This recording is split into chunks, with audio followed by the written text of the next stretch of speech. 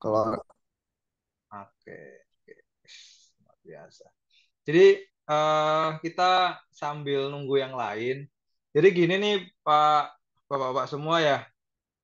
Kita semua kan Mas Royan open cam dong. Mas Indra open cam. Yang lain juga silahkan. Jadi gini, em, kan kalau di kantor, saya ngerasa nih, jadi sebenarnya eh, tim Hore ini ada Mas Alfian, ada Mas Royan, Mas Indra Bayu, itu tuh kita sebenarnya udah ngerancang gitu loh, kayak kita mau bikin kegiatan tapi bukan kayak webinar gitu loh. Nah, kira-kira apa yang berguna gitu kan? Maksud saya gini, Pak. Kalau saya pribadi itu di kantor itu sering ada tiba-tiba request dari departemen lain nih.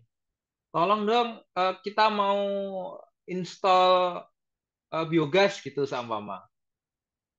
Apa saja sih yang harus di- dipersiapkan? Nah, terus contoh ya, contoh soal. Terus pernah juga tuh ada bahasan yang kantin ini Pak Joko. Jadi kalau dari pengalaman saya ya, pengalaman saya itu pernah di challenge, eh ini kita tuh butuh kantin nggak sih sebenarnya? Kenapa butuh kantin atau enggak? Karena kita ada sekitar 3.000 orang yang ada di project gitu. Nah, 3.000 orang ini itu kalau tidak punya kantin, dia akan keluar masuk pintu gerbang project gitu untuk mencari sesuap nasi lah ibaratnya gitu. Nah, begitu mereka keluar gerbang, mereka akan dalam tanda kutip mencari lenonya atau gimana emang ya. Dia akan lama di luar gerbang itu. Bisa 10 menit, 15 menit, setengah jam dan efeknya adalah produktivitas. Nah, tapi kalau kalau kita itu mau profit kantin, kira-kira kantin yang seperti apa gitu loh Pak. Kemudian isunya adalah kalau kita ada kantin di dalam project itu nanti malah bawa vektor, nanti bikin bikin kumuh dan lain sebagainya. Nah, terus di challenge. Kalau kita mau bikin kantin ada regulasinya nggak? Gitu. Proses nih yang mungkin berkembang gitu kan, yang ditanya sama Mbak Isna ini kemarin. Terus nanti kalaupun nanti ada kantin, regulasinya mana dan pengendaliannya gimana? Nanti kan di situ ada ibu kantin, di situ ada orang-orang, di situ akan ada lalat, tikus. Nah, itu gimana? Jangan sampai ada kantin malah jadi kumuh dan jadi istilahnya jadi bahaya berikutnya atau masalah berikutnya gitu loh, Pak. Jadi kayak event ini, kegiatan ini tuh dirancang untuk apa? Untuk kayak kita itu kan, ya kalau tim tim K3-nya banyak ke di satu kantor ya. Kalau cuma ada satu atau dua, mereka mau diskusi sama siapa? Nah, kadang-kadang mereka harus tanya ke sana kemari kan, tanya ke temen. Nah, mumpung kita ada grupnya, kita ada senior-senior yang pengalamannya bagus, kita coba untuk fasilitasi ketemuan, kita ngobrol. Kita punya masalah apa sih di kantor masing-masing? Kalau kita ada pengalaman, kita akan bantu. Nah, atau kalaupun kita nggak punya pengalaman, kita akan cari bareng-bareng gitu. Mungkin kita akan buka googling, kita mungkin cari di AI, kita mau mungkin ya gitulah Pak. Mungkin itu ya nggak Mas Alfian, kita berangkatnya dari sana gitu loh kira-kira. Mungkin itu sih yang mau saya sampaikan awal ini gitu. Mas Alfian, monggo kalau mau nambahin tuh, cerita dulu lah awal-awal ini, ya kan, biar nggak jet lag tiba-tiba ini apaan sih, kegiatan apa gitu kan. iya, mungkin sedikit menambahkan dari Mas Yuda ya, bahwa intinya tuh eh, banyak sekali informasi-informasi yang simpang siur di lapangan. Terus banyak sekali informasi yang dijawab oleh orang-orang yang memang nggak kompeten ya Mas ya, yang nggak tahu benar apa salah dan banyak juga masyarakat yang kebawa. Nah, apalagi spesifik berkaitan dengan K3. Nah, kita pengennya punya wadah yang ngumpulin orang-orang yang memang expert dan pengen berbagi. Intinya gitu sih. Jadi ketika ada isu kita bahas, yuk rata-rata tuh alhamdulillahnya selalu biasanya ada orang yang memang ahli di bidangnya terus muncul dan bisa menjadi narasumber yang kredibel lah buat kita. Nah, kita mencoba untuk memfasilitasi biar nantinya harapannya ya kita ngebantu masyarakat untuk lebih tahu terkait dengan implementasi K3 seperti apa, public safety itu seperti apa, terus harapannya ya tumbuh rasa berkaitan dengan K3, tumbuh tanggung jawab K3 itu sudah mensosial memasyarakat. Tujuannya untuk itu sih. Nah, cara kita ya kita cuman ngumpulin gini aja lah. Eh, Sebisa kita ya Mas Yuda ya, sebisa tim tim Hore ya. Nanti informasi-informasinya baru kita blast ke teman-teman semuanya gitu. Iya, betul, Mungkin betul. bapak-bapak nanti juga kalau misalkan ada yang pengen share materi atau segala macam, kita siap Mas Yud ya, nampung ya Mas Yud ya. Siap, siap. Nanti kita siapkan fasilitasnya atau mungkin bapak-bapak biasa berbicara di depan teman-teman mahasiswa. Kita juga banyak banget support teman-teman mahasiswa. Kalau misalkan butuh narasumber-narasumber, kita siap support untuk bantu teman-teman. Dan disclaimer ini juga non-profit organisasi maksud ya. Jadi Ya, memang ini ikhlas ikhlas saja bapak-bapak semuanya. Jadi memang teman-teman yang peduli berkaitan dengan K3 ini kita ngumpul lah jadi satu tanpa ada embel-embel benefit apapun. Jadi ini benar-benar non-profit. Itu sih semangat kita. Intinya cuma pengen berbagi aja. ya. Betul, betul, Mas, betul. Jadi mungkin kita sambil record ini kan, Pak, kita mau bahas yang disampaikan kawan kita kemarin di grup ya. Mungkin orang yang belum hadir nih. Ada yang Nah, tanya kemarin ya maksudnya. iya, pertanyaan kan gini, Pak ya. Pak Joko dan Pak Dokter Edi, kawan-kawan lain. Jadi di grup itu kemarin ada pertanyaan dari Mbak Isna ini. Selamat pagi Bapak Ibu, saya mau tanya, ada yang tahu nggak pengadaan kantin atau ruang makan yang untuk perusahaan yang memiliki karyawan lebih dari 500 pekerja itu wajib atau hanya dianjurkan ya? Jadi pertanyaan itu wajib atau dianjurkan gitu kan?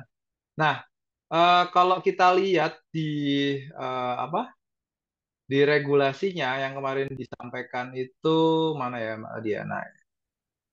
Nah, jadi kalau kita lihat ini nggak ada tulisan wajib ya enggak sih? Sebagai pelaksana kebijakan bla bla bla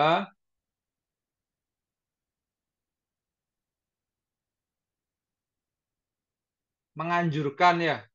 Jadi lebih lanjut pemerintah dalam Ya hal Mas ini bahasanya departemen menganjurkan sih. menganjurkan kan ya? Ya itu dulu sih pertanyaan biar kita jawab dulu tuh. Menganjurkan kepada semua perusahaan yang mempekerjakan buruh antara 50 sampai 200 orang supaya menyediakan ruang tempat makan yang bersangkutan. Semua perusahaan yang mempekerjakan buruh dari 200 orang supaya menyediakan kantin di perusahaan yang bersangkutan. Nah, pertanyaannya Pak berkembang nih Pak ya. Mungkin kawan kita itu belum gabung, tapi saya coba untuk apa ya menarik kembali pengalaman saya tuh waktu itu. Jadi pertanyaannya adalah, oke kita nanti mau mau ada kantin. Persyaratannya itu seperti apa? Karena Pak, kalau konstruksi itu belum ngomong masalah gizi tuh. Belum seperti mungkin pabrik ya atau ini konstruksi yang gedung ya Pak ya. Mungkin kalau oil and gas beda lagi. Mungkin ada juga tuh nggak tahu nanti Mas Alfian, Pak Joko bisa bisa berbagi cerita lah. Jadi kalau waktu itu ditanya bagaimana sih kantin yang benar gitu. Nah, ada nggak ya eh, kawan-kawan yang punya pengalaman kantin yang bener yang sesuai aspek K3 itu seperti apa ya Pak? Karena jujur nih di perusahaan saya kerja pun sekarang itu belum ada kantin gitu loh. Mungkin Pak Edi tahu lah belum ada kantin. Jadi kalau ditanya kantin yang bener mungkin bisa buat referensi saya juga gitu. Kira-kira gimana Pak Edi atau Pak Joko atau kawan yang lain mungkin punya pengalaman. Monggo Pak Joko, monggo silakan Pak Joko.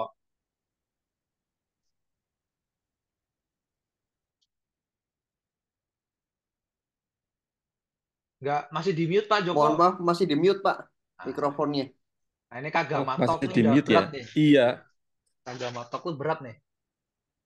Iya, ini background saya masih pakai meeting yang sebelumnya background Lanjut, apa? lanjut, lanjut Pak, aman.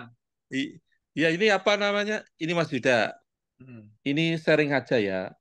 Yang the best of the best-nya pengelolaan makanan ya. Ya. Ini yang saya kasih tahu standar internasionalnya dulu ya. Jadi kalau internasional maupun Indonesia itu sebenarnya nggak ada yang diwajibkan, itu tidak ada sama sekali. Mau jumlah berapapun tuh nggak ada. Tapi kalau memprovide makanan tuh ada, karena itu bagian dari human right kan. Ya, betul. Ya, memprovide makanan itu adalah kewajiban atau haknya pekerja. Jadi provide-nya facility itu yang menentukan. Itu pakai assessment namanya. Saya kasih contoh yang the best di Qatar ya, yang saya ngelola sekitar 46.000 pekerja Empat itu puluh enam dengan ribu. 46.000 5 train LNG dia sampai port sampai vessel lima itu. ribu. Luar Iya, itu biasa. sampai dari camp, kan ada Raslawan City. Itu Freeport Bagapura aja masih kalah gede ya. Dia sekelas city, dia sekelas kota, ditutup, diblok, dan orang nggak bisa keluar masuk, di mana foodnya dikontrol ketat. Ada central kitchen, ada camp A, camp B. Campnya itu sampai jumlahnya 40 titik.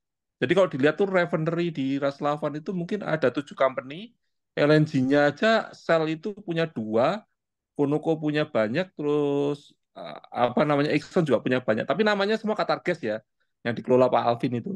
Jadi semuanya Qatar Gas, tapi mix dengan Qatar Energi yang refinery punya Qatar Energi. Itu bisa Itu yang kelihatan nggak sih dari Google Earth, Pak? bisa kelihatan. Coba aja Raslavan itu kelihatan mapnya. Coba ya. Aku sambil cari. Monggo Ya Pak, lanjut Pak. Sambil Raslavan, cari. bukain berapa jumlah tangki di tank farmnya.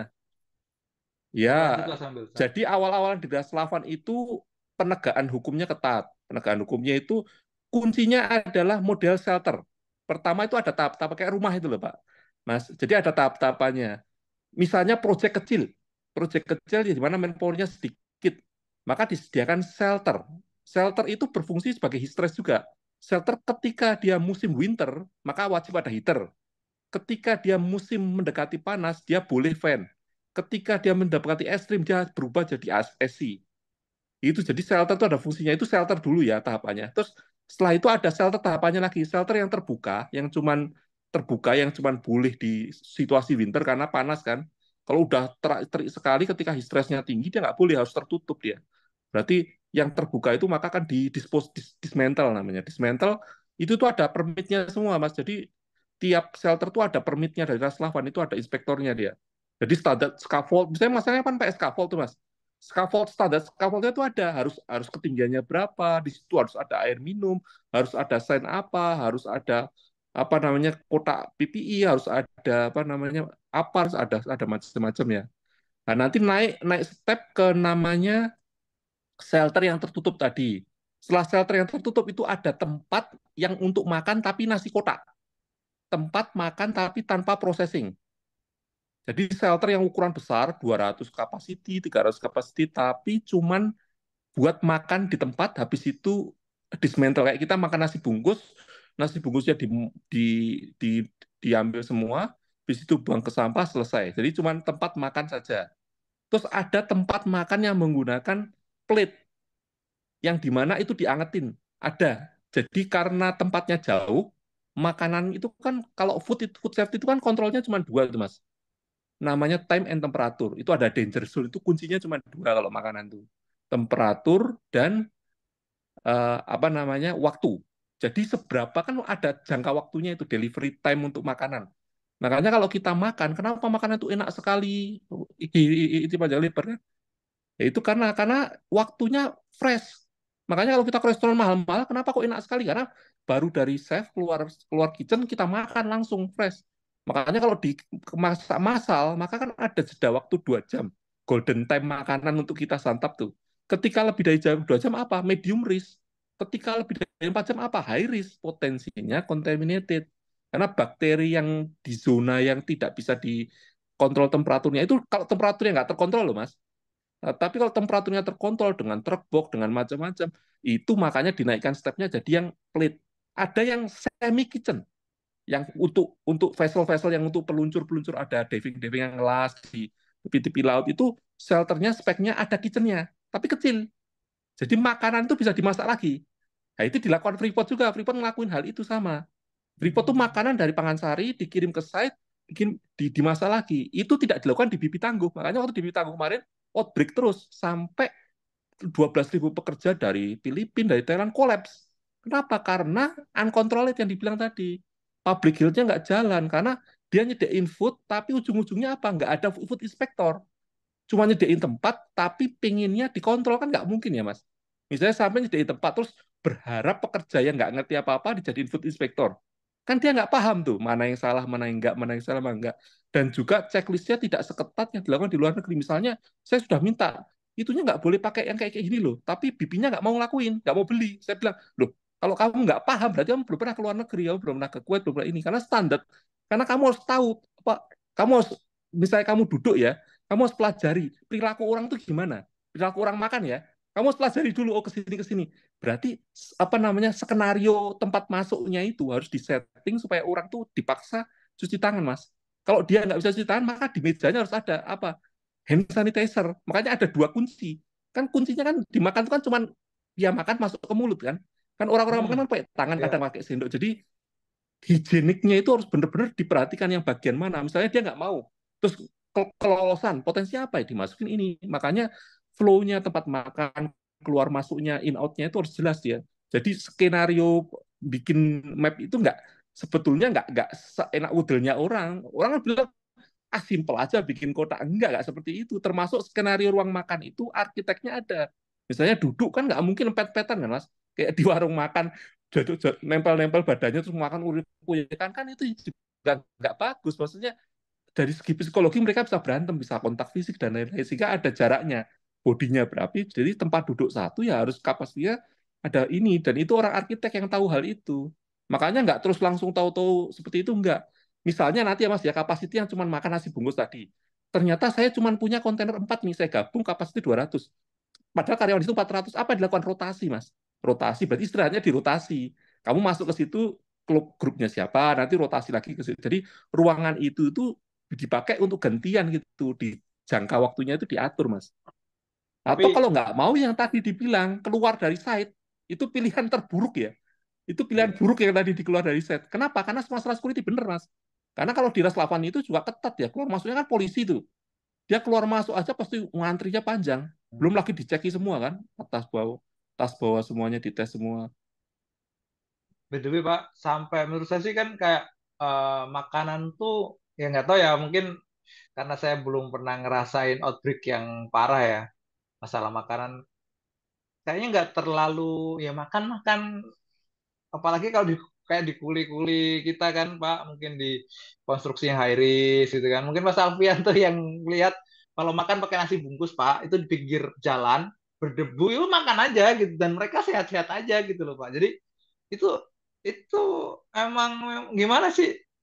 Maksudnya gimana cara meyakinkan si manajemen bahwa apakah harus ada outbreak dulu yang tadi Pak Joko sampaikan atau memang risk assessment-nya jalan HACCP atau apalah gitu gimana Pak? Ada contohnya nggak sih gitu? Iya bukan hak asasi pinggir jalan karena ketidaktahunan kita. Karena Mas Yuda kan di Indonesia terus, belum pernah Hmm. pegang di luar kan. Iya Makanya waktu betul. di BP saya diketawain.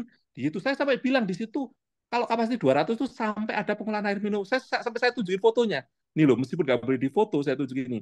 Ini ada filteringnya, misalnya dia tuh terus ada skenario-nya, ada filternya tiap bulan tuh saya cek tangki isinya bersih atau enggak, terus dicampur klorin nanti ada deklorinisasinya, jadi ada filter-filternya 5 step itu saya bilang itu tuh memang tahapannya harus dilakukan. Kalau kamu nggak ngelakuin itu, maka level hak HAM-nya kita itu tuh buruk, Mas. Makanya Indonesia itu kan kategorinya Iya. perilaku apa pemberian hak kepada pekerja itu kategori minim. Makanya dianggapnya karena hal seperti itu dianggap biasa. Dianggap hal lumrah padahal nggak harusnya nggak seperti itu sebetulnya. Bisa diuangke lah bahasa Indonesia Iya, bisa iya betul. diuangke. Iya. Pak Joko, tahan dulu Pak Joko. Di sini ada Bu Linda, ada Pak Dokter Edi, ada Kang Ben saja. Mungkin kalau saya pingin dengar nih kan Bu Linda nih konsultan ya, mungkin beliau sering masuk ke perusahaan-perusahaan mungkin dari kelas Jepang, Eropa. Nah, Bu Linda, gimana sih Bu kalau masalah kantin, pengelolaan makanannya yang pernah ibu dapat mungkin ya Bu bisa sharing nggak Ibu karena jujur saya pun kayak butuh itu apa sharing-sharing masalah kantin dan pengolahan makanan gitu karena kami punya pabrik juga dan belum terjamah masalah pengendaliannya itu Bu Linda. Bu Linda masih di mute Bu. Bu Linda bikin thread di LinkedIn bagus banget Mas. Aku lagi baca Mas, tahun 2017. Oh ya. Nah, Izin dong, izin silakan Kang dong. Ben le kalau ini silakan monggo. Siap. Assalamualaikum Om Joko, sehat-sehat di sana nih. Gimana? Saya tuh Gimana? satu ya di luar ini. Saya satu Waalaikumsalam. saya satu di luar ini ya. Kenapa orang yang namanya Joko itu selalu cerdas ya dan ganteng gitu loh. Wah, ini minta rekeningnya pada sini. Rekening. Pak Joko masih di mute itu. Enggak, saya hanya ulas satu aja dari paparannya Om Joko tadi ya. Ternyata kita itu mungkin ada yang belum nyadar bahwa kewajiban, kalau kita ngomongin dari dasar pertanyaan rekan kita itu ya, bahwa Ya. kewajiban menyediakan fasilitas makan ya, tempat makan dan seterusnya itu menimbulkan resiko tersendiri. Kalau kita ngomongin kondisi darurat ya, salah satu dari banyak kondisi darurat yang bisa kita identifikasi adalah keracunan massal. Dan itu berada dari bahan makanan atau makanan yang kita sediakan. Kan artinya kalau nggak diwajibin nih, satu satu risiko bisa lebih rendah kan ketimbang kita nyediain. Hmm. Ditambah dengan beberapa konsekuensi lain terkait dengan misalkan biaya ya, kemudian kompetensi yang harus disediakan dan seterusnya. Saya ngomongnya karena saya terbatas pengalaman saya di rig ya, memang beberapa kali sih naik ke rig ya, tetapi 24 tahunnya lebih banyak dihabiskan di manufaktur Om Joko saya ini. Jadi dari 96. Jadi kalau ngomongin kantin, wah sudah dari zaman tahun 96 pas Krismon kantinnya tutup, 2021 kantinnya ada lagi ya kan dan seterusnya. Jadi komentar saya ini Mas Om Joko terkait dengan kondisi darurat, kita mengidentifikasi keracunan massal atau outbreak itu ya, bagaimana sih kita bisa bisa meminimalisir ya kondisi darurat itu sehingga tidak terjadi keracunan massal seperti yang sudah pernah dialami oleh Om Joko dan Mas Yuda nih Hmm. gitu. Kalau saya sih dulu keracunan massalnya ada kriterianya ya. Jadi kalau cuma baru 3 ya nggak keracunan massal. Tapi kalau kalau satu satu subseksi, wah Hmm. keracunan massal. Nah, gitu. Dulu Hmm. kebetulan pernah keracunannya gara-gara ini Mas, gara-gara ikan tongkol. Jadi Hmm. ikan tongkol yang disediain oleh catering. Jadi kami dulu tuh punya pengalaman masak sendiri pernah, ya kan? Ya. Jadi si cateringnya itu masaknya di kantin atau di restoran, kayak di kapal-kapal gitu kan. Padahal Hmm. ini di manufaktur. Kemudian ada Ada kasus keracunan itu gara-gara ikan tongkol, akhirnya nggak masak di tempat. Jadi cateringnya dari Di rumahnya luar. atau dari perusahaannya baru dibawa ke kantin baru dibawa ke kantin kita untuk Oh. disantap gitu. Berarti Tapi kayak disantap. catering gitu ya, Pak? Catering Betul. Jadi ditutup-tutup gitu jadi ya? iya, akhirnya jadi kayak catering Mas Om Hmm. gitu. Hmm. Sehingga yang tadi itu di atas 2 jam jadi nggak enak ya. Tapi yang namanya buruh pabrik kayak saya zaman dulu ya yang penting hajar aja, yang penting banyak kan. Gitu kira-kira Om Joko. Yang penting, iya, bener. Saya juga ngerasain Yang gitu tuh, penting Pak. banyak Om. Bener. Iya. Yang Kalau penting dulu lauknya kan yang banyak, penting berupa banyak untuk pewarnanya. ngejar target produksi ya kan. Iya, bener. Gitu Om Joko dan Mas Yuda dan teman-teman lain. Ya. Iya, memang kadang-kadang ngerasa ngerasa kayak food safety ini nggak penting gitu ya. Saya pun kayak ngerasa ya karena saya juga ya udahlah makan apa ajanya gitu loh. Tapi kalau didengar dari Pak Joko tadi hebat banget loh Pak, sampai sampai tadi diatur jamnya, terus apa kontainernya, shelternya ya kan. Nah mungkin Om Bob sama Pak Edi nih yang dari perkapalan nih gimana tuh? Saya penasaran juga tuh. Aku muridnya Dokter Edi dulu deh. Oh, Waduh, Ayo Om Ombok, Bob, keluarkan Dok mana ganteng. pengalamanmu. Ombok, Ya sambil Ayo cerita Om yang Bob, sawit dulu Ombok. lah keluarkan dok. Yang sawit pengalamanmu. dulu gimana gitu loh dok. Hai sawit dulu ya. Iya, Ya, selamat salam kenal semuanya. salam kenal. Om Bob, apa kabar? Ada Pak Joko, Pak Alfian. Ada Bu Linda juga nih, Bu Linda. Mana Bu Linda? Ada Bu Linda ya. Salam kenal dok. Iya, salam kenal. Eh, saya cuma sharing aja nih bagi pengalaman, tapi belum ada pengalaman di bidang apa pengelolaan makanan di tempat kerja. Jadi eh, di Sinarmas dulu saya dengan bareng Pak Yuda di sawit tuh nggak ada ya Pak Yuda ya. Di kantin di pabrik, bahkan di mana di perkebunan tuh nggak ada. Kemudian saya di Jakarta sama Om Bob nih, ya dengan Om Bob juga hanya pengalamannya paling di FSR hanya makan aja Om Bob ya. Iya. Di kapal cuma kita makan aja tapi kita nggak ngelola gitu artinya. Tapi saya ada kemarin diundang BIMTEK pengelolaan makanan eh, pengelolaan makanan di apa dari Kemenaker itu pengelolaan makanan di tempat kerja. Jadi ada saya kasih Om Yuda ya, bisa share screen atau saya yang share screen Om Yuda? Boleh. Yang mana nih Pak? Sorry. Aku aja deh. Ya ya. Saya Nggak bisa ya? Di hold ya? caranya gimana sih? Gini terus multiple. Udah Pak, bisa Pak? Bisa. Bisa nggak? Eh, Bisa kan? bisa. Iya iya. Iya. Ini Sip. sharing aja ya. Ini aku Ya. nggak pernah ngelakuin tapi ada pernah di bimbingan ada pengelolaan makan mulai dari peraturannya yang terkait sama sampai dengan gizi kerja namanya. Kalau di Perkes tuh kita ada namanya gizi kerjanya yang diatur. Selain juga apa kebersihan segala atau penyajian atau pengelolaan apa safety food sampai apa pemeriksaan kesehatan dari penjama makanan istilahnya. Nah, ini kalau di apa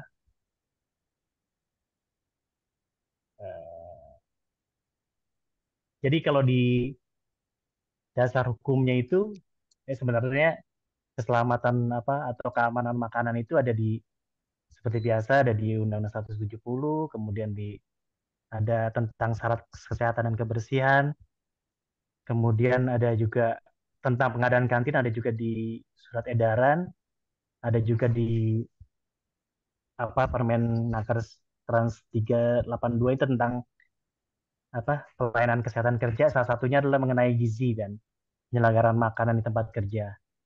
Kemudian ada juga tentang apa standar kegiatan usaha penyelenggaraan izin berusaha berbasis resiko kesehatan. Jadi ada Permenkes juga ada mengatur. Jadi sebenarnya di aturan ini sudah lengkap ya sebenarnya, tapi mungkin beberapa kita juga masih belum apa namanya melaksanakan atau menyelenggarakan di perusahaan. Kita lanjut lagi. Next coba ya. Loh, ini saya ya, masih ya. Iya Pak, masih Pak. Nah, tujuan penyediaan makanan bagi tenaga kerja adalah ya untuk mencapai tingkat kesehatan dan stamina pekerja sebaik-baiknya agar dapat menciptakan suasana kerja yang memungkinkan tercapai produktivitas kerja yang maksimal. Ya, itu tujuan eh, untuk mensejahterakan pekerja ya sebenarnya.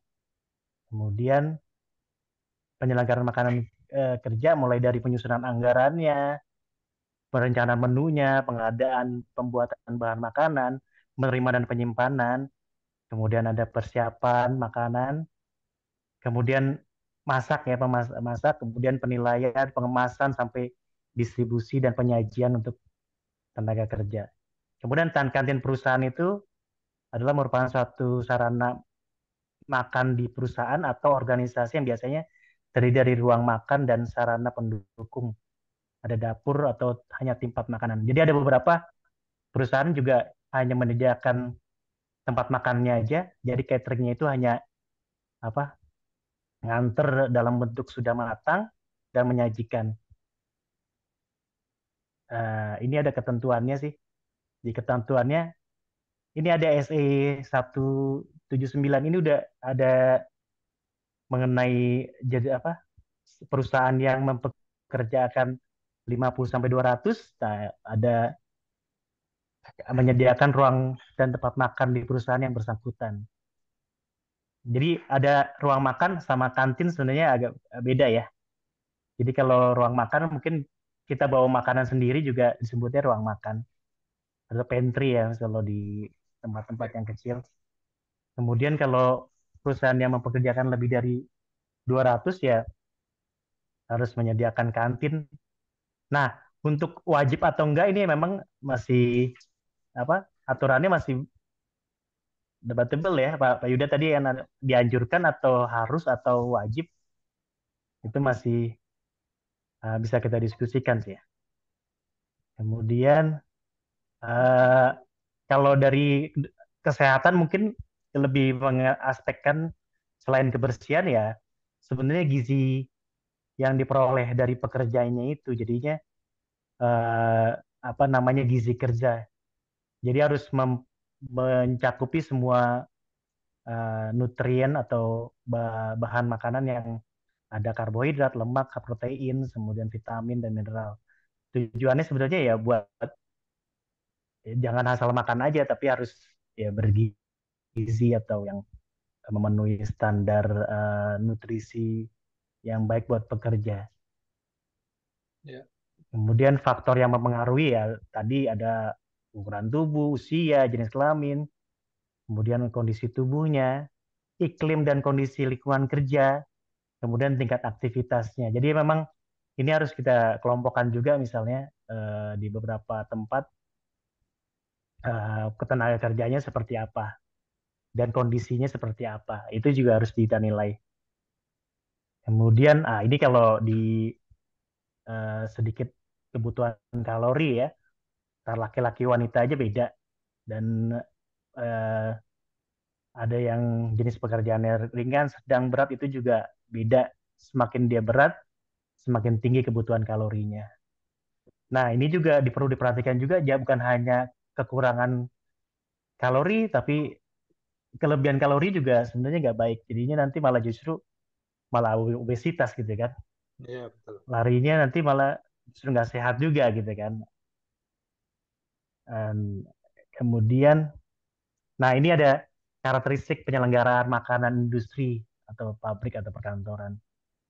Jadi ada beberapa standar makanannya yang disediakan ya tergantung dari beban kerja, lama pekerjaan, lingkungan kerja, kemudian setidaknya memberikan kontribusi sepertiga dari kebutuhan energi sehari.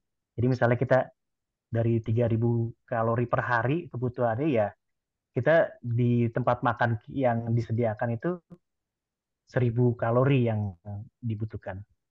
Kemudian frekuensi makanannya, kemudian juga waktu makan pada umumnya pada waktu makan di rumah atau jadi ini juga perlu edukasi nggak hanya penyedia makanannya tapi juga para pekerjanya juga diedukasi untuk jangan sampai kelebihan kalori dalam satu hari. Kemudian ya paling pelayanannya itu ya cara cara penyajiannya mungkin dalam bentuk prasmanan atau dalam bentuk uh, rantang atau nasi bungkus atau macam-macam ya mungkin itu tergantung situasi atau kondisi ya di mana apakah ada memungkinkan di atau di tempat remote kan rata-rata kadang-kadang suka susah untuk menyediakan sendiri atau nggak punya dapur yang memadai atau sebagainya. Nah, ini ada tipe-tipe penyelenggaraan bagi tenaga kerja ada yang sendiri artinya dikelola dari mulai beli bahan, mengelola, masak, kemudian menyediakan itu sendiri. Ada juga yang sistemnya kontrak dengan perusahaan catering. Nah, ini ada yang beberapa banyak yang seperti dulu kemarin sudah ada pabrik semen Cibinong ya. Waktu itu pernah sharing dokternya juga bahwa mereka tuh cateringnya tidak punya, maksudnya kantin itu tidak punya dapur. Jadi dia 1.000 pekerja dalam satu shift. 1.000 pekerja itu di provide makanannya dalam sewaktu-waktu. Jadi cateringnya itu masak di tempatnya catering, kemudian datang dalam bentuk jadi, kemudian disajikan dalam bentuk di ruang makan gitu, dan dalam prasmanan tapinya. Jadi satu orang pakai satu piring jatahnya, eh, lauknya itu dijatahi. Jadi satu satu misalnya ayam satu itu diambilin gitu, di apa di nggak ngambil sendiri. Tapi karena kalau ngambil sendiri kadang-kadang suka takut apa ada yang ngambil dua gitu kan. Jadi malah Oh, berlebih. Nah, tak kebagian nantinya. Jadi yang penyelenggaraan di tempat kerja yang harus syarat minimalnya itu harus ada dapur, ada tenaga gizi. Jadi nggak hanya masak aja tapi harus gizinya diperhatikan. Kemudian ada tenaga pelaksanaannya, kemudian harus memenuhi peraturan berlaku. Jadi ada syarat kantin juga diatur, dan itu memang ada apa? Ada checklistnya. Nanti saya ada sharing juga apa checklist kantin yang benar tuh seperti apa. Ya, paling ini seperti manajemen penyelenggarannya. Ya paling seperti tadi, perencanaan menu, anggaran, kemudian secara fisik sama peralatan juga harus ada, organisasinya juga ada untuk mengelola kantin. Jadi ini juga eh, pelaksanaannya ya apa? Ini do-nya mungkin ya, do-nya eh, harus perencanaan menu segala macam sampai juga pengawasannya. Nah, pengawasan ini juga ada dari mulai keamanan pangan sampai cita rasa makanan juga diawasi. Jadi ada beberapa, misalnya kita akan berkontrak sama satu catering ya, itu kita kita seperti audit juga di apa di cateringnya itu. Kemudian untuk memperpanjang kontraknya kita juga melakukan pengawasan atau evaluasi, misalnya makanannya kok itu aja atau semakin nggak enak atau variasinya kurang. Nah itu bisa jadi apa dalam waktu evaluasi kontrak berikutnya. Nah ini cara pelayanannya. Mungkin ada seperti pelayanan di meja, counter service, self service, kemudian ada yang bisa juga seperti take out service atau seperti sebagaimana macam. Ya, itu bisa disesuaikan dengan keadaan di perusahaannya.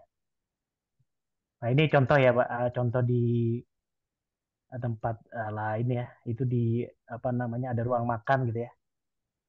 Jadi ada ruang makan zona hijau. Jadi mulai dari kebersihannya sampai kalau dapurnya itu kalau di checklist tuh nggak ada tikus, nggak ada kecoa, nggak ada apa, pokoknya terkontrol apa ada pest controlnya ya. Ya paling ini keuntungan bagi tenaga kerja ya, ini meningkatkan produktivitas tentunya kan ya. Kemudian derajat kesehatan yang meningkat, menurunkan absensi ya. Kemudian ya secara moral ya mungkin. Jadi tenaga kerja juga lebih senang kalau kerja makanannya enak gitu misalnya. Kalau apa di jalan atau di rumah mungkin lebih lebih enak di kantor misalnya. Nah, ini juga sama, ini ada ketentuan dapur atau ruang makan. Jadi letak dapur tidak jauh dari ruang makan dan tidak berhubungan langsung ke tempat kerja. Ya itu dipisahkan. Jadi tujuannya apa? Karena kalau lebih ke apa sih kebersihan ya, lebih ke hygiene sanitasi. Jadi fasilitas dapur memadai, kondisi kayak misalnya apa penerangannya cukup, ventilasi memadai, tidak menyebarkan panas, bau, dan uap, lantai tidak licin, ya itu bagian dari safety juga, ruang cukup dan bebas dari serangga dan binatang pengerat. Jadi ini beberapa yang harus kita perhatikan kalau kita membuat dapur atau ruang makan. Nah ini ada juga, ya ini apa, syarat-syaratnya Ya. harus ada, ini juga apa ada perusahaan catering yang mengelola makanan bagi tenaga kerja, itu ada juga diatur. Jadi si cateringnya juga ada diatur.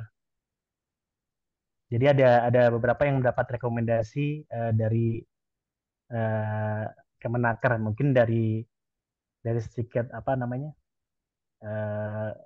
pemantauan kebersihannya, sanitasinya, atau mungkin ya hygiene sanitasi atau gimana dari pengelola kantin catering, sorry. Nah, ada lagi namanya SLHS, jadi Sertifikat Like Hygiene Sanitasi. Nah, ini biasanya dinas terkait, dan kalau di biasanya itu dinas kesehatan, jadi dinas kesehatan setempat kabupaten atau kota. Jadi ini Oke. yang akan nanti Dinas ya, kesehatan. bikin sertifikasi tentang like hygiene sanitasi.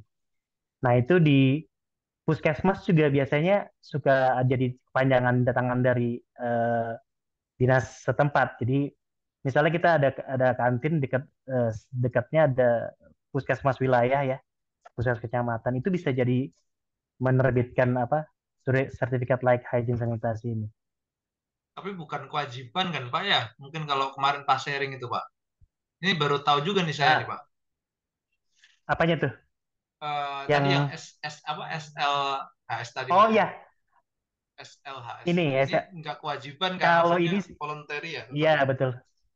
Kalau ini sih lebih ke yang untuk penyelenggara cateringnya sih, Mas Udya. Oke, ini untuk Jadi penyelenggara kalau kita catering. kayak model apa ya, rumah makan ya, rumah makan itu ada kelasnya. Jadi rumah makan juga pengelola apa makanan kan ya. Rumah makan kayak restoran itu juga ada kelasnya, ada golongan A, B, C-nya itu. Nah, itu ada sertifikat like-nya harus ada sebenarnya. Kan kalau di rumah makan yang kecil tuh suka ada tuh yang sertifikat dari dinas setempat ya, sertifikat Iya. kebersihan. Tapi Nah, iya. menarik ini Pak. Sorry, saya sambil masuk ya Pak ya. Kalau ini SLHS ini contoh nih di kantor lah Pak ya. Di kantor tuh kita ngisurin nih ada kantin gitu kan. eh, atau mengolah makanan sendiri gitu. Nah, nanti kan pasti kita sampaikan nanti harus ada sertifikat layak hygiene sanitasi. Wah, ini bos-bos manajemen nih pasti langsung apa ya langsung kepanasan itu. Wah, nanti ada duitnya lagi dong nih ngurus kayak giniannya malah nggak jadi dekatin ya ini ngobrol doang ya Pak. Kita sebagai tenaga K3 itu kadang-kadang di apa ya disudutkan dengan masalah perizinan yang ada uangnya semua tuh ada duitnya lah. Nah kayak gitu-gitu sih Pak. Mungkin yang lain juga ngerasa kali ya. Oke, lanjut lah. Iya ya, Banget. mungkin kalau ya Om Bob Ya ada ini. lanjut. Apa Om Bob tuh udah lanjut tangan tuh Om Bob tuh. Mungkin terpantik beliau tuh. Iya banget. Soalnya relevan ya. Jadi tahun 2016 belum dokternya di join juga kan belum ada dokternya dulu kan dok. Eh Iya. Hmm. Tempat waktu itu rame case orang keracunan gitu kan. Jadi eh aku sampaikan ke internal ANR waktu itu. Ini ada potensi keracunan nih. Kalau operator itu sempat keracunan satu shift, wah itu kalang kabut nyari gantinya kan. Hmm. Operator gitu kan, nggak semua orang bisa gantiin gitu loh dalam Operator apa semalam. Pak? Operator on-shore receiving facility, operator metering gas. Oh, oke. Nah, dasarnya kan berarti kan cukup kritikal ya, walaupun waktu itu jumlahnya cuma 3-4 orang waktu itu. 3-4 orang dan terbagi ke 4 shift. Nah, itu kan kebayang ya manajemen melihatnya seperti apa. Ini orang yang cuma dikit tapi kritikal gitu kan, dan ada potensi keracunan. Akhirnya dulu karena saya belum melihat ternyata ada standar ini ya, surat edaran Dirjen ini ya, tahun Iya. 89 pula. Ini thank you banget infonya dok. Iya. Jadi dulu itu saking Ada Bob. bingungnya, Hmm. aku pakai yang ISO HCCP ya, Iya. Mami Linda kalau nggak salah ya, Pak Ah, Joko ya. Sempat diketawain, ini makan aja harus pakai sertifikat gitu kan. Tadi saya juga mikir gitu, Pak. Iya, ribet lagi nih saya hubungannya sama manajemen. Sempat kena bully juga Mas Iya, Yuda gitu kan. Belum ada dokter pula buat justifikasi gitu kan. iya. Jadi dulu itu sempat akhirnya nyari solusinya kan pakai yang Garuda ACS Aerofood itu juga udah certified dulu tuh. Cuman kan terkenal premium tuh ACS tuh. Akhirnya nggak pakai ACS, opsi lain. Jadi kayak ada aplikasi kekinian. Jadi dia punya jaringan restoran di seluruh Jakarta, Jabodetabek, dan dia punya kayak klasternya.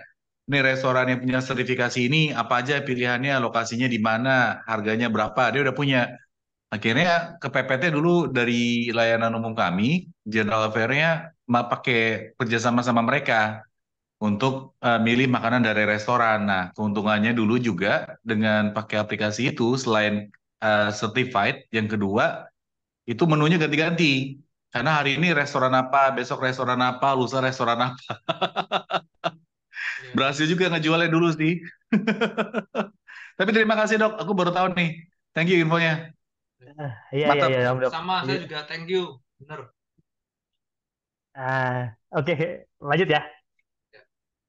Lanjut, lanjut. Terus ya terakhir dok, Ah, ini dok, izin terakhir. Ini daftarnya kira-kira di teman K3 ada nggak ya? Maksudnya daftar catering yang sudah certified punya nggak Kemenaker ya? Nggak ada, Ah, izin nambahkan Oh, Bang wih, siap. Bang langsung Bob. Melinda Kalau gatel kayaknya. kalau apa sertifikasi untuk Disnaker ini kebetulan kita nggak ada, beda sama like hygiene. Kalau like hygiene itu tadi seperti yang disampaikan sama Pak Joko, kita memang ada dari Kemenkes ya ketentuannya ya. Tapi sekarang tuh kayaknya banyak di handle-nya sama. Tapi saya nggak tahu kalau itu di barcode-nya ada ya. Tapi kalau yang rekomendasi catering yang dari Disnaker itu dikeluarkan oleh Disnaker masalahnya, bukan dari Kemenaker. Jadi kita nggak bisa lihat di teman K3 kayak gitu sih. Iya, iya. Nah, kalau kita ngusulin itu ke Kemenaker, bisa nggak ya kira-kira nih dari grup-grup K3 kayak kita ini? Ya. Kan kita ada Indospro tuh, ada Pak Idam juga kan di dalam situ kan?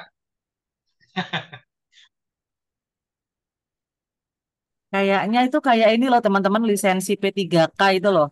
Lisensi Harus P3K kan sampai harus sekarang kan ini Kemenaker nggak berani ngeluarin kan lisensi K3-nya kan sertifikatnya dari Kemenaker tapi lisensi P3K-nya kan dari Dinas. Disnaker Iya, provinsi dinas kan, bener provinsi. nggak? Iya, Sepertinya betul. sih seperti itu, masih sepertinya ada beberapa kewenangan yang Kemenaker masih nggak tega untuk ngambil seperti Om Yuda. Tega ya. nggak ngambil. Cuma cuma tadi izin kalau sebelum nanti dokter Edi menyampaikan, mungkin pesan saya teman-teman jangan terlalu percaya dengan sertifikasi ya, karena mungkin beda dengan yang disampaikan Pak Joko. Makanya aku bilang udah minder duluan dengan yang disampaikan Pak Joko karena Pak Joko nyeritain dari sudut pandang yang memang di negara yang sudah maju ya. Di kita itu benar-benar nanti dipastikan harus kita kalau bisa melakukan inspeksi lah ke tempatnya kantin mereka. Apalagi yang sekarang masaknya nggak kan kebanyakan sekarang dokter Edi kan kantin-kantin itu masaknya nggak di tempat sini ya. Kebanyakan klien-klien kami ya iya, Pak. betul betul.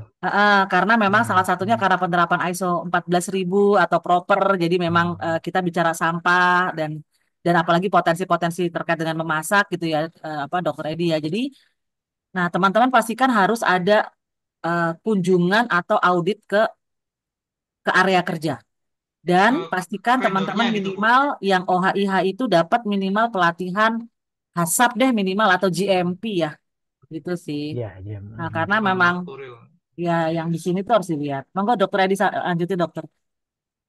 Bu, sorry Bu, tadi yang inspeksi itu ke inspeksi ke vendornya gitu ya, yang masak gitu. Karena kan kalau pernah tuh lihat di LinkedIn gitu kan, ada perusahaan namanya Buma Group. Dia open untuk HSE Manager Catering di Sorong, di Papua untuk proyeknya BP gitu kan. Mungkin inspeksi ke vendornya itu kali ya.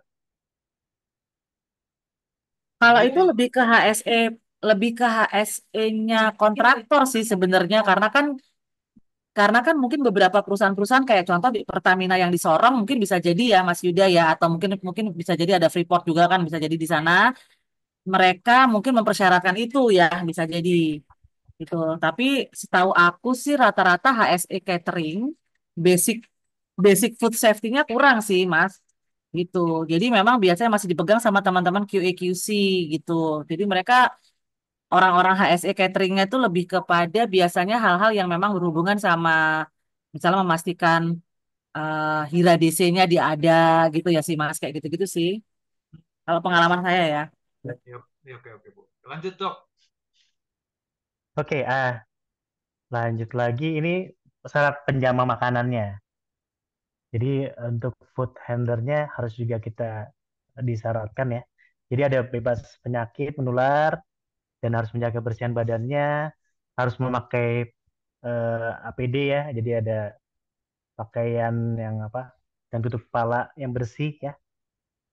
Dan sebelum periksa bekerja itu harus periksa kesehatan badannya.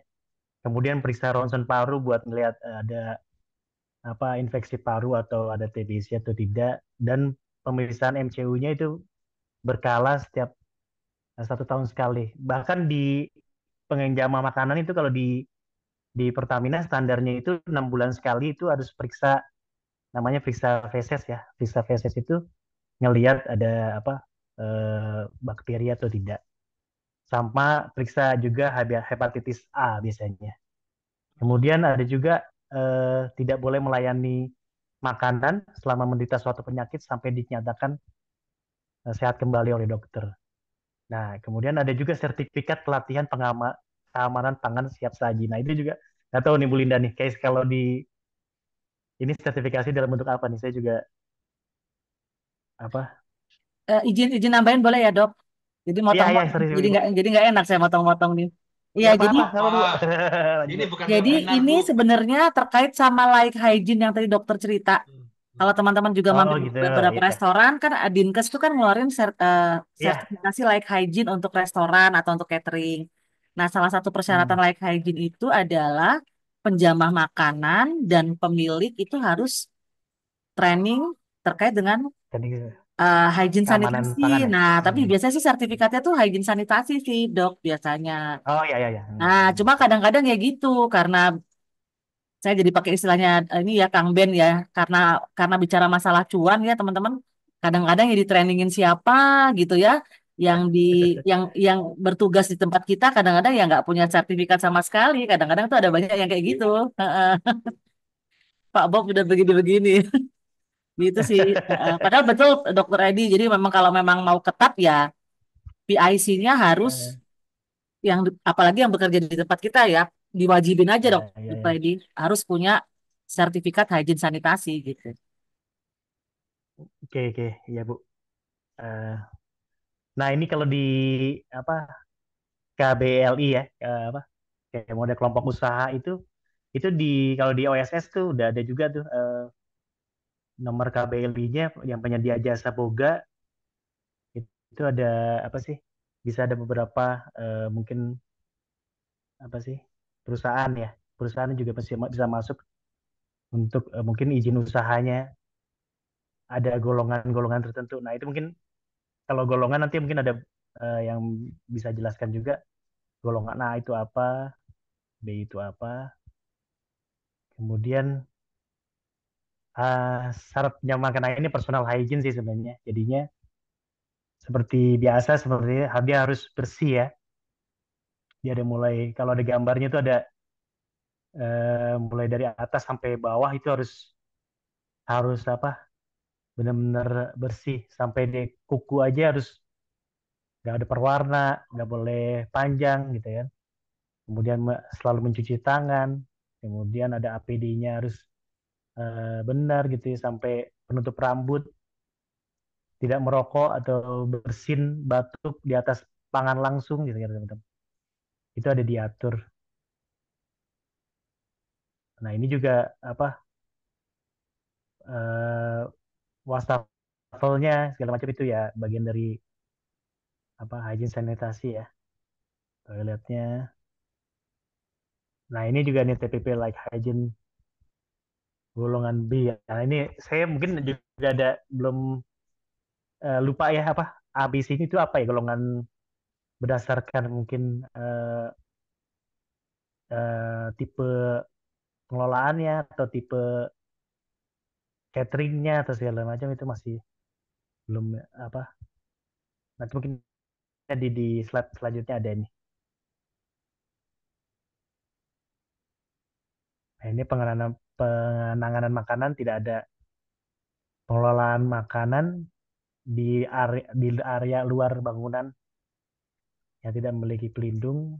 Pangan matang tidak disimpan dalam kondisi terbuka atau di area luar bangunan pengelola makanan. Ini mungkin lebih jangan terkontaminasi ya, lebih nggak terkontaminasi dengan bahan-bahan apa namanya bakteri atau kuman yang bisa merusak pangannya itu.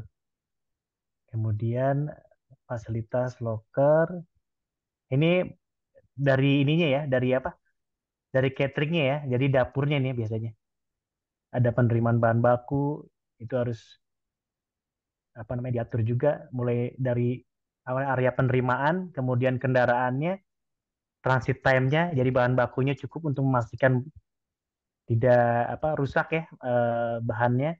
Ada chiller, ada freezer, kemudian suhu kendaraan yang ngangkut harus yang segar, itu juga disesuaikan dengan chiller atau freezer. Nah ini juga sama dan sampai persyaratan bahan bakunya ada ya dari mulai diterima, kemudian harus ada labelnya. Nah ini ada pelabelannya juga tertentu ya. Mungkin datangnya tanggal berapa, jam berapa, sampai harus jadi ya seperti apa first in first out ya. Jadi tidak tidak langsung dimasak. Kalau bisa segar gitu lah sebenarnya. Tapi kalau ada beberapa bahan yang misalnya daging atau ikan itu kan yang mungkin dibedakan tingkat kesegarannya kan beda. Sama sayuran misalnya seperti itu.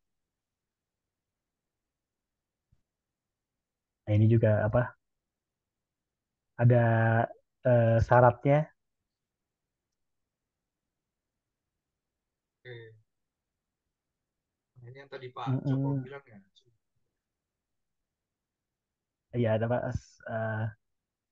Terus ventilasinya juga. Ini ada sampai desain ventilasi di apa dapur itu ada diatur juga. Jadi pembuangan asap dapur cerobong gitu kan, memiliki ventilasi yang baik gitu kan, kemudian harus bersih Iya, iya.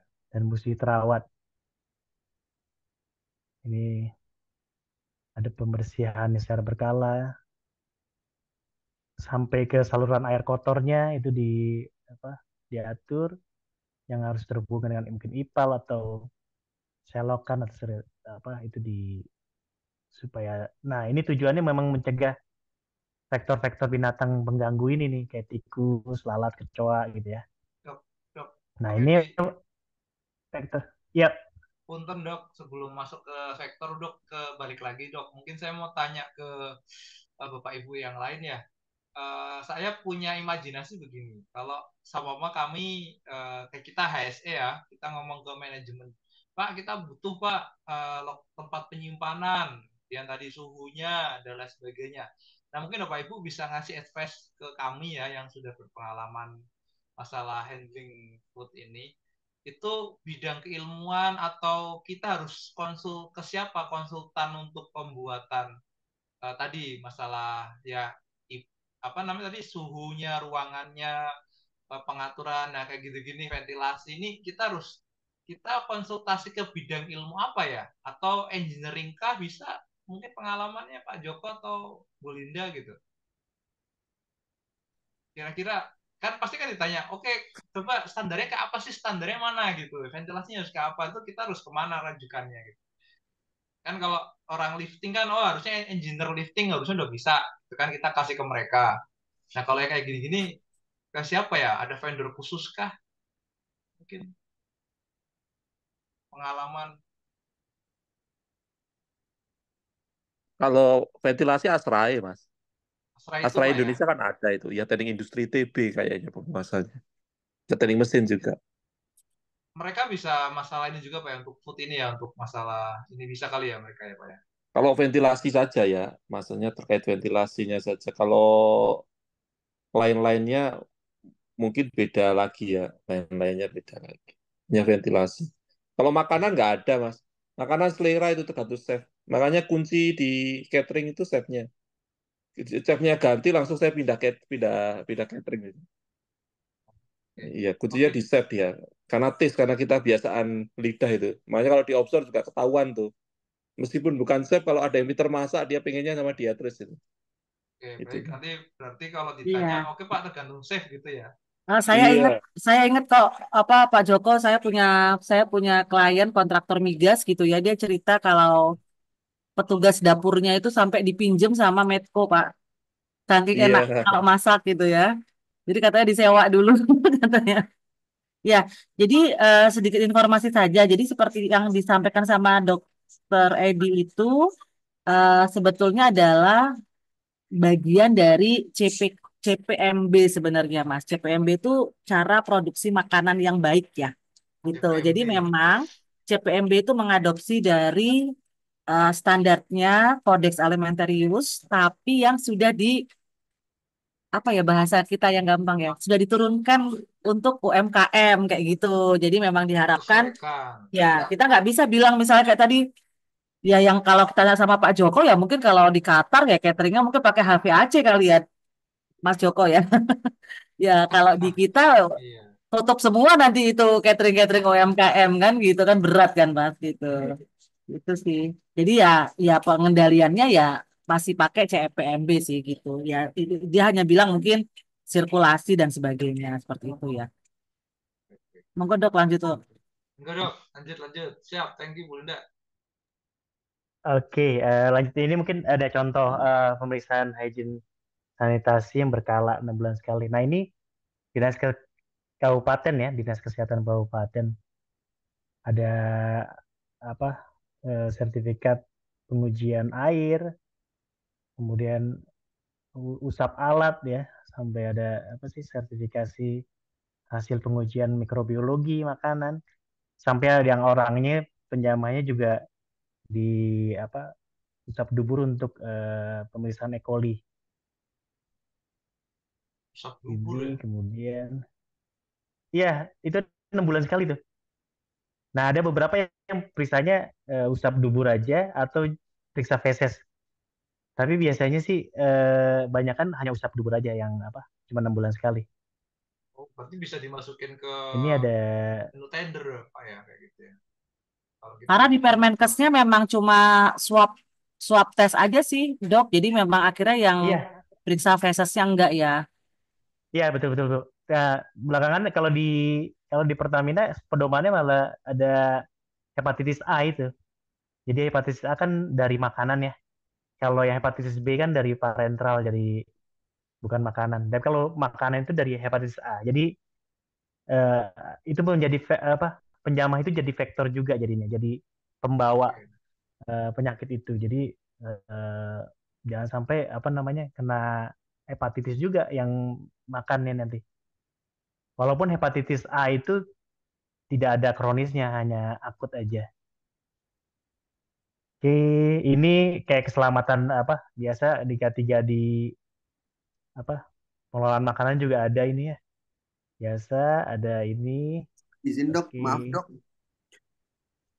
sebelum Ya, dok, kalau yang swab untuk dubur atau pemeriksaan feses itu nanti selain hepatitis itu apa ya, apalagi ya dok yang dicek dok?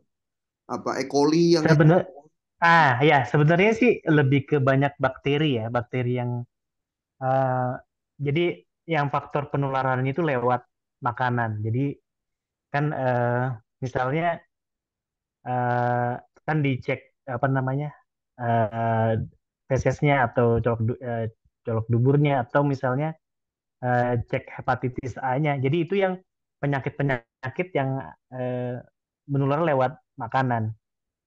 Jadi kalau misalnya yang tidak lewat makanan, misalnya hepatitis B nggak perlu. Kemudian kalau kayak misalnya eh, bakteri-bakteri yang menyebabkan diare misalnya, kan banyak itu E. coli atau apa bakteri-bakteri yang lain. Kemudian ada mungkin ada Salmonella juga ya, Dok. salmonella, betul salmonella. Kemudian ada jamur, mungkin ada juga virus ya. Mungkin bisa aja walaupun pemeriksaannya misalnya kalau virus kan lebih susah untuk kulturnya atau segala macam. Tapi biasanya bakteri-bakteri yang yang biasa ada di apa sih lingkungan ya misalnya. Makanya mikrobiologi kan kalau di pemeriksaan apa industrial hygiene tuh biasanya juga di parameternya juga macam-macam ya. Ada parameter mikrobiologi yang itu biasanya sama hampir mirip. Jadi kalau ini penjamahnya yang diperiksa. Jadi orangnya yang pembawanya istilahnya. Jadi tapi penyakit-penyakit yang berhubungan sama yang masuknya lewat makanan. Gitu sih, Alfian. Oke dok, aku jadi bayangin kalau misalkan suatu saat pengen bikin kantin yang proper gitu ya. Terus tadi ada salmonella juga ya. Nah, berarti ketika kita akan bikin apa kantin yang proper gitu, berarti mungkin peran food safety ini nanti juga ngecek dari bahan-bahan makanannya ya dok ya. Soalnya kalau misalkan salmonella, mohon maaf kalau salah ya, setahu saya di telur juga ada kan dok? Ada. Jadi ada beberapa bakteri memang di apa namanya di lingkungan biasanya ada, tapi memang tidak nilai ambang batasnya masih masih normal ya. Jadi Nah, tidak tidak jangan ini tinggi ya. ya.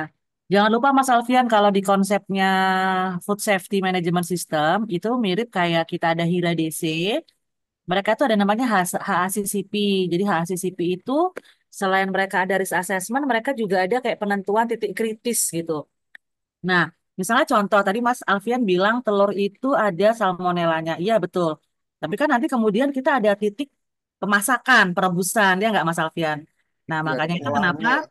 Ya, makanya kenapa nanti harus di misalnya dan bisa jadi kan E. coli itu kan mati di suhu 80 misalnya. Nah, jadi titik kritisnya di situ Mas Alfian. Jadi di situ. Nah, untuk yang sesuatu yang kita langsung makan kayak apa tadi lalapan misalnya gitu ya. Nah itu memang perlu menjadi perhatian kita karena dia nggak ada proses selanjutnya kan selain pencucian. Nah kayak gitu sih Mas. Jadi ada kayak ilmunya gitu. Makanya kenapa tadi sempat Dokter Edi bilang ada jenis-jenis golongan catering ya. Nanti teman-teman bisa baca itu ada golongan A. Golongan A itu kayak apa yang nggak terlalu besar ya teman-teman ya. Kalau golongan B itu udah spesifik tuh dia sampai makanya Pertamina tuh mensyaratkan mungkin kalau dalam pengadaannya minimal mungkin golongan A ya, Dok Edi ya atau B kali ya. Nah, kemudian Ya, atau B sih. nah, atau B. Nah, kemudian nah itu biasanya ada nanti ditambahin lagi tuh wajib bersertifikasi HACCP biasanya. Itu. Karena nanti Ya, kalau ya. sudah bersertifikasi HACCP mereka pasti udah nerapin itu sih. Nah, betul sekali yang penerbangan seperti katanya apa Pak Mas Joko itu adalah yang apa yang terakhir yang paling berat ya gitu. Yang golongan apa? Golongan C ya kalau nggak salah ya.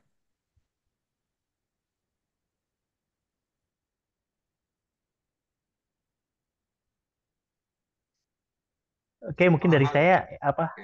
eh kalau dari segi kesehatan ya, Mas Yuda, kalau mungkin dari kayak misalnya ini ada, aku kemarin juga ada presentasi acap itu kan, apa sama GMP ya, kalau nggak salah ada undang-undang pangan ya, Mas sampai undang-undang pangan ya.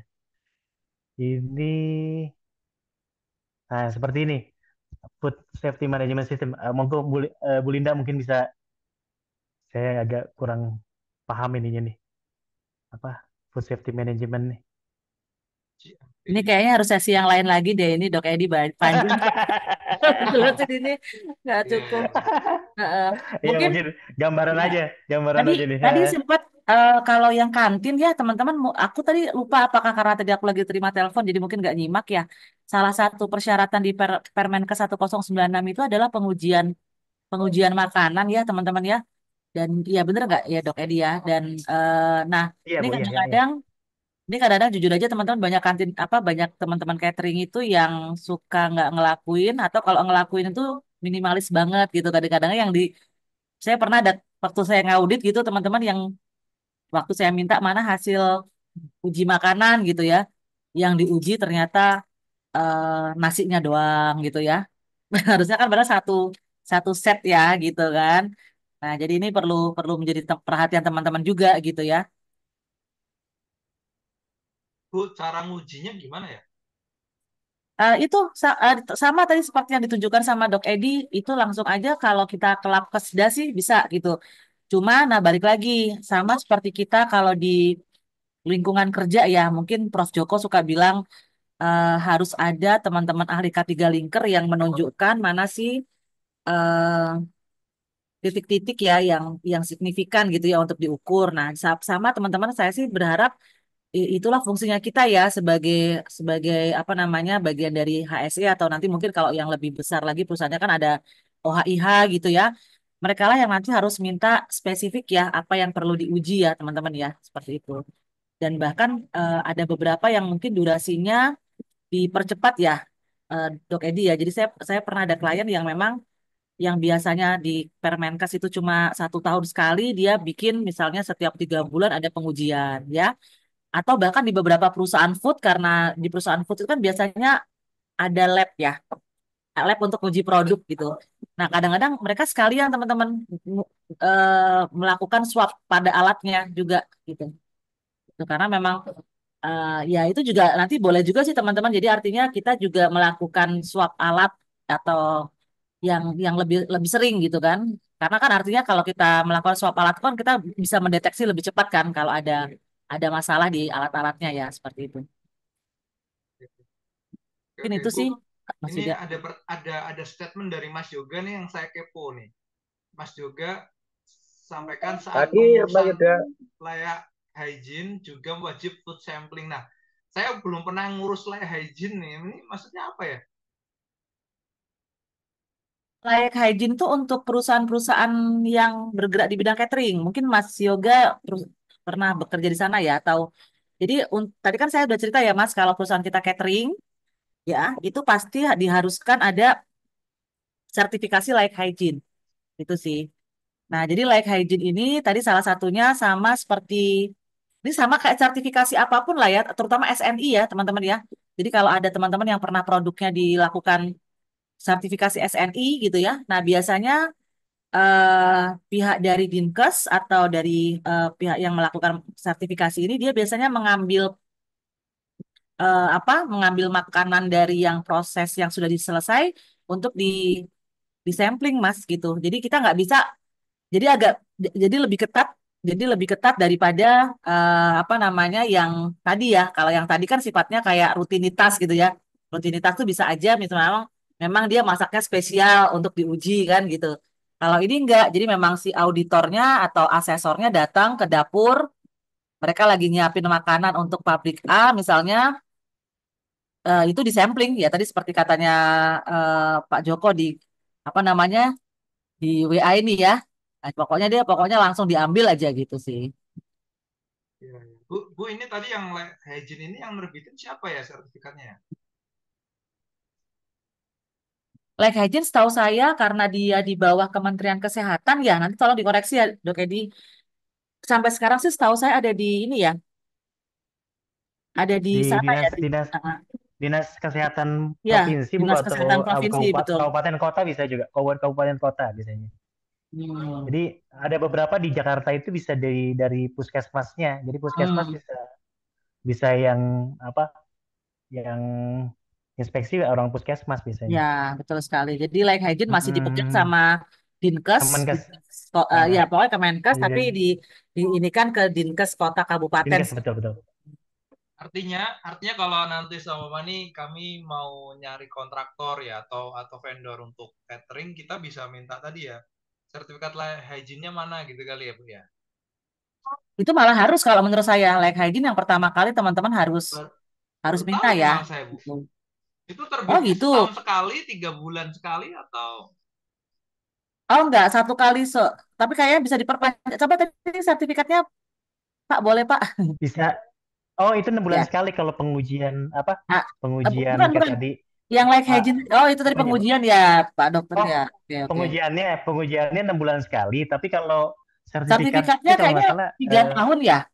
Saya juga agak 3 lupa betul sih. tahun Bu. betul ya Ya, benar ya. 3 tahun ya. Dokter gitu.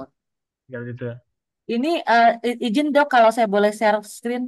Jadi ya saya sekarang kalau Boleh. uh, saya kalau ini kebetulan kalau lagi sertifikasi SMK 3 kan biasanya teman-teman ya. Jadi saya biasanya kalau punya klien, aku izin ini nggak apa-apa nih dok, langsung tak tides aja ya. Oke oke, sip sip. Nah biasanya sih aku bikinin gini sih. Ini contoh aja nih saya punya klien Tempo Group ya. Nah jadi Waduh, kurang dia gede Bu. kurang gede ya. Nah Kayak maunya nih audiens. nah jadi udah dari awal gini. Hmm. Heeh. Jadi kita udah ngewajibin ini nggak peduli apa. Jadi kalau memang mau bertender dengan mereka, ini masih calon ya.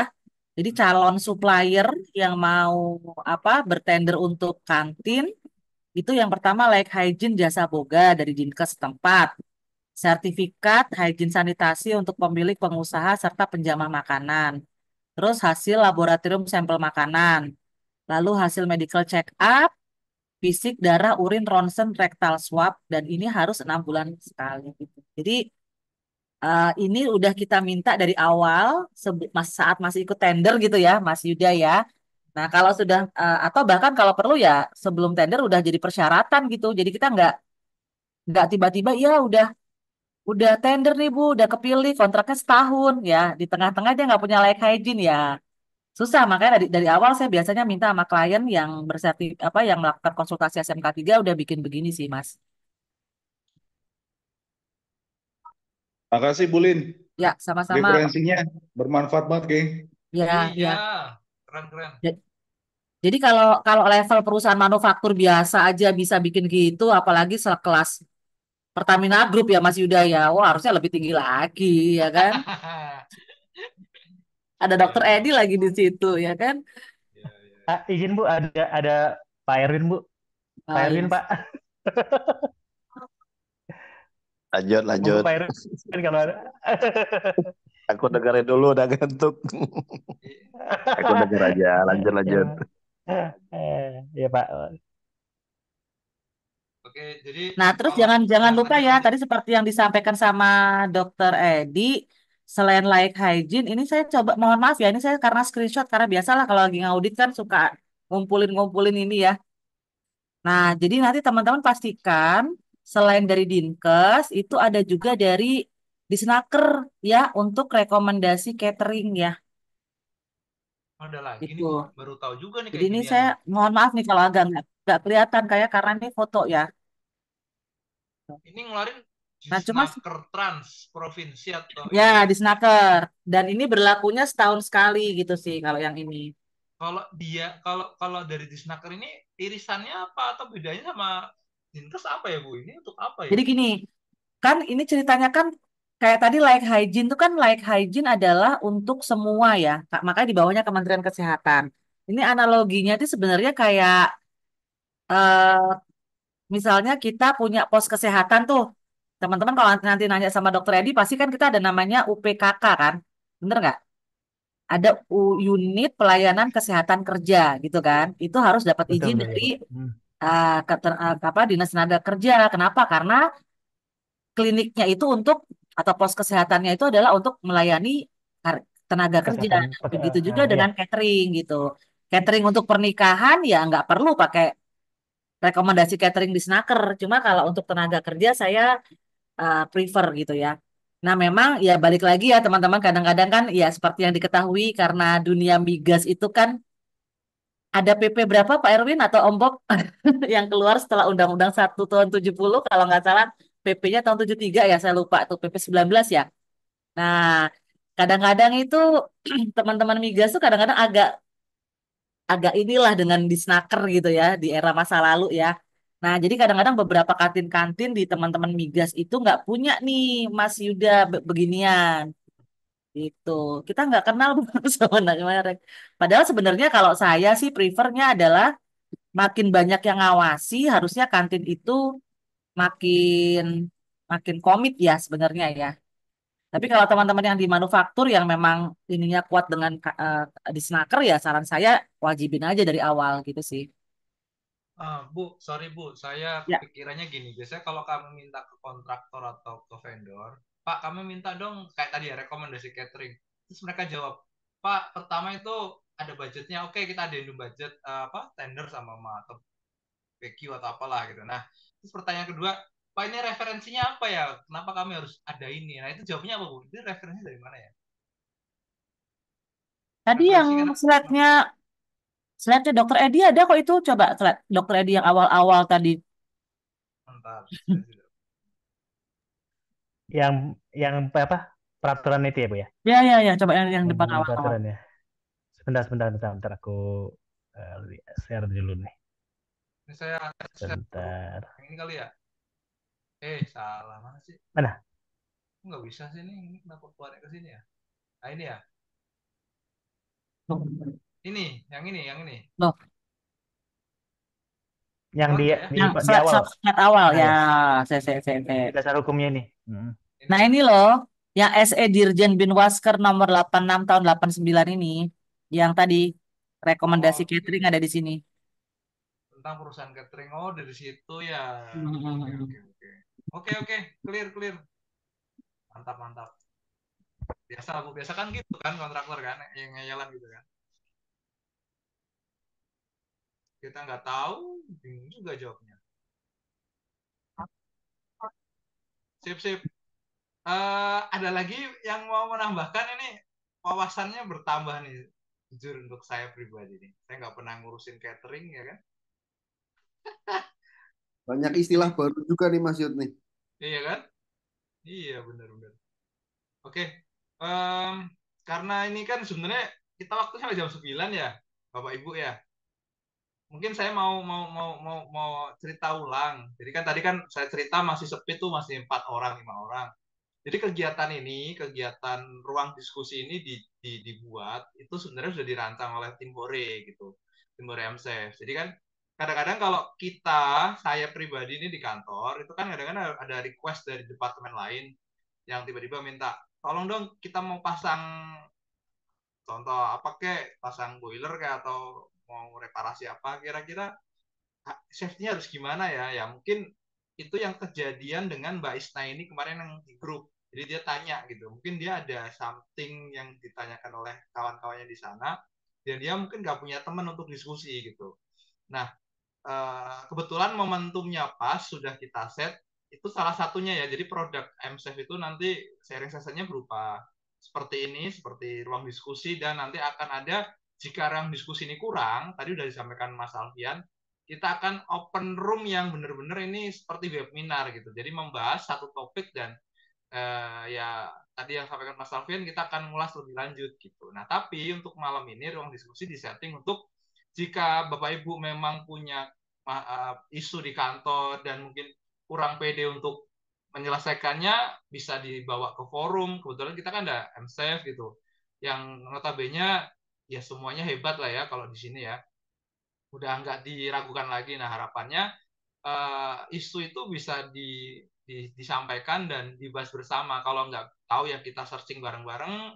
Kalau ada yang tahu ya kayak tadi Bu Linda sudah bisa menyampaikan. Nah, saya mendapatkan kesimpulan dari hasil diskusi ruang diskusi malam ini, Bapak Ibu, terkait pertanyaan dari kawan kita. Perlu nggak sih catering itu?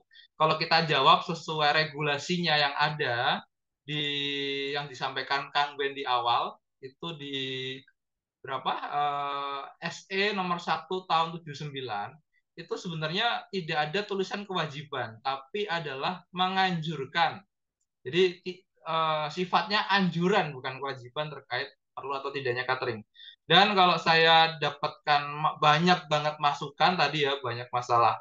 Oh, kalau mau masalah catering bisa handling mandiri atau pakai kontraktor atau rekan. Dan tadi yang terakhir dari Bu Linda, saya dapat banget tuh masalah layak hygiene, kemudian tadi yang terakhir adalah rekomendasi catering itu saya nggak tahu gitu. Jadi ini menurut saya ekspektasi saya pribadi apa ya tercapai malam ini gitu. Mungkin Mas Alfian, Mas Royan yang sebagai sebagai apa ya penginisiasi kegiatan ini mungkin sama dengan saya kali ya karena ya ini benar dapat gitu. Mungkin kawan-kawan yang lain juga merasakan gitu. Terima kasih atas partisipasinya Pak Joko tadi yang sharing di awal, Pak Edi terutama Anda tadi puas, sharing kami dan lemas ya, Mas. iya, terus Bu Linda tadi yang sharing bener-bener yang ada ya dokumennya ya. Itu bener Pak loh, Kang Ben kami nggak kemana aja tahu, Kang saya Ben? nggak tahu. Set dah, baru muncul ya. Iya. Mungkin Kang mungkin Ben, itu ya Kang dari Ben malah Anda dari lemas, awal kami udah, puas. Kang Ben dari dari awal sudah muncul. Heeh. iya, dari awal Iya, Kang di Ben udah teman-teman ikut diem dia. tadi. Mungkin itu dari saya yang ekspektasi kawan-kawan yang lain gimana? Apakah kita mau lanjutkan dengan seri berikutnya atau gimana? Lanjut, Mohon, lanjut, dieksplorasi aja Om. Lanjut, Mas. iya. Jadi, Dieksplorasi aja nih, bagus topiknya ya. nah kita sudah Karena punya. boleh jadi nanti pertanyaannya makin liar ya, tapi ini bagus. Misal ya, saking sugihnya perusahaan, jadi penyedia makanannya itu yang sudah kita kenal selama ini. Misalkan dia tiap hari pesan McD, gitu kan? Kan boleh kan? Ya, Nah, apakah McD juga harus diregistrasi di Disnaker gitu kan? Misal gitu ya, kan? ini pertanyaan liar nih. Gitu dan seterusnya.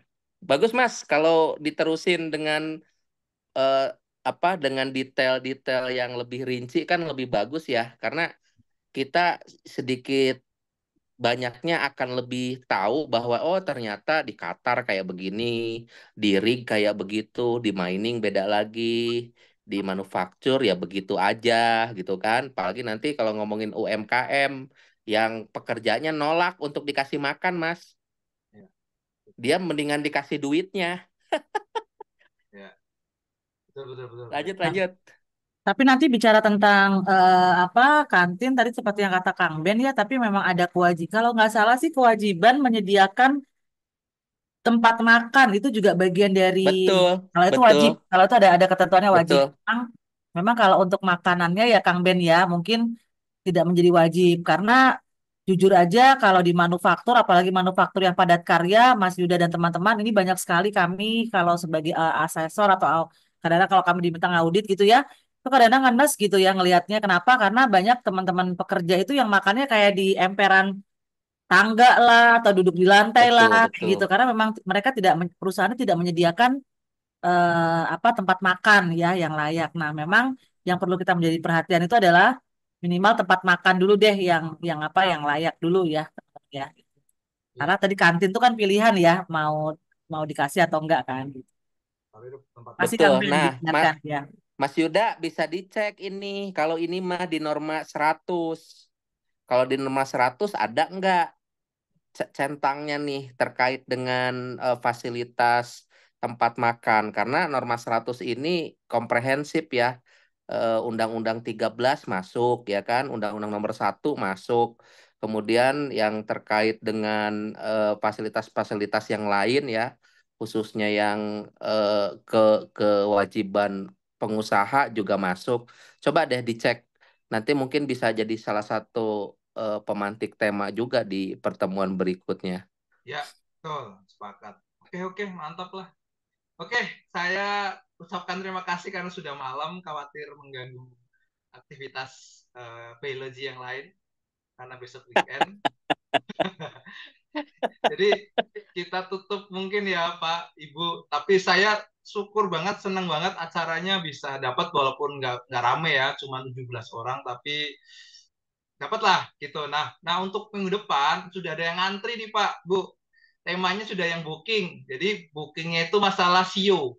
SEO itu asli atau palsu? Riksa uji juga. Riksa uji nih itu asli atau palsu gitu. Jadi kayak pingin ngajak diskusi pengalaman Nah, cara ngeceknya bagus nih. gimana. Nah kemudian kami sih berharapnya kita bisa ngajak dari kementerian tuh kan ada Pak Dr. Sudi kan di grup kan. Mungkin Pak Dr. Sudi bisa bisa masuk dulu sebagai perwakilan Inuspro, bisa mendengarkan nanti endingnya kita bisa bikin surat ke Inuspro bahwasanya ini Mantap, ada mantap. kasus begini gitu. Nah itu sudah kami setting kemarin. Jadi minggu depan setiap Ya, Jumat kalau emang kita ada waktu kita semua sehat kita ketemu lagi di waktu dan tempat yang sama ini mungkin gitu aja ya. Ya, Mas Yuda, tapi izin mungkin biar bahasanya inline dengan regulasi yang terupdate, karena kalau ngomong CEO itu bagi saya kalau yang ngomong Mas Yuda, saya bilang Mas Yuda ini masih muda tapi jiwanya tua ya.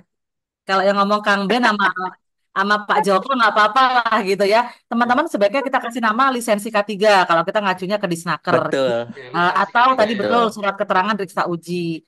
Karena kalau kita malah pakainya Silo Silo malah kelihatan banget ini. Wah, usianya kayaknya sama kayak Kang Ben nih ya Kang ya. Iya, betul. gitu ya. Betul. Lisensi Nah, K3 dari Tidak sesuai Saudi dengan ya. medali ini kan. betul sekali. Nanti kita masih batasi yang di lisensi K3-nya Menaker ya, Mas Yuda ya. Ya, Betul, jangan ke SDM betul. dulu, betul. Ya, nanti dibatasin aja, Mas. Takutnya nanti melebar kemana-mana karena nanti Kementerian ESDM ada yang Gatrik punya istilah Serkom, ya Ya, kan? betul.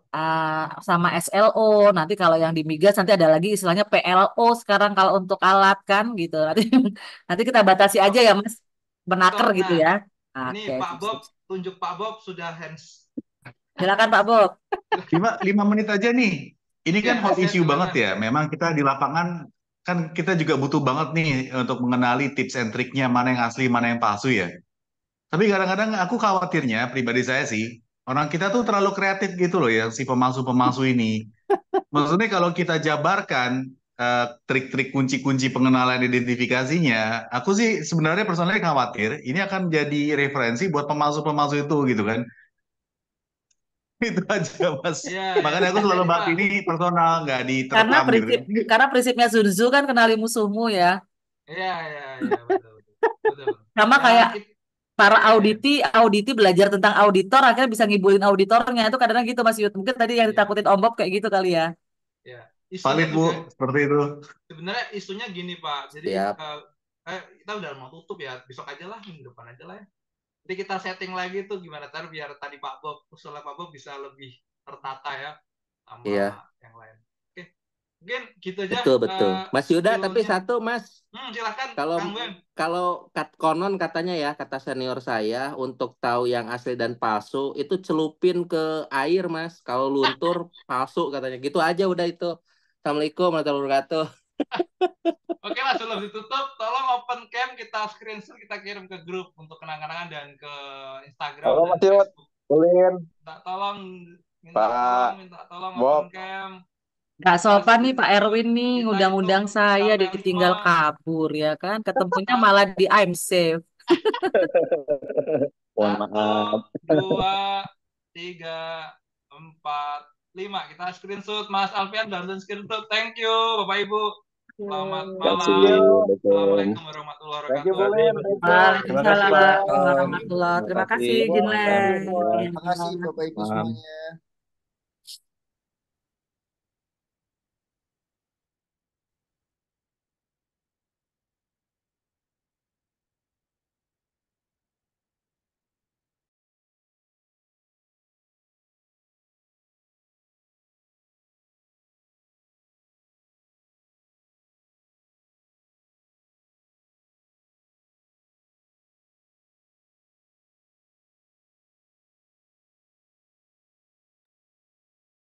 Mas Yud,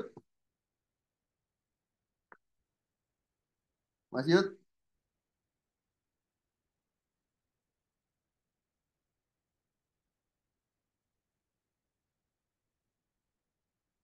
Ya, masuk, masuk. Yuk. Seru kan? Keren. Keren Model kan? kayak modal kayak gitu, lempar isu. 2 tahun aku juara 1 terus tuh. Iya, mantap. Gak usah pakai PPT, bro. Memang enggak pernah aku pakai PPT. Lempar isu biasa, tapi kalau kalau di tempatku kan memang sudah ditentukan SME-nya. Terus ada SME-nya kan punya expert di masing-masing bidang kan. Tapi dia memang punya PPT tapi di akhir sesi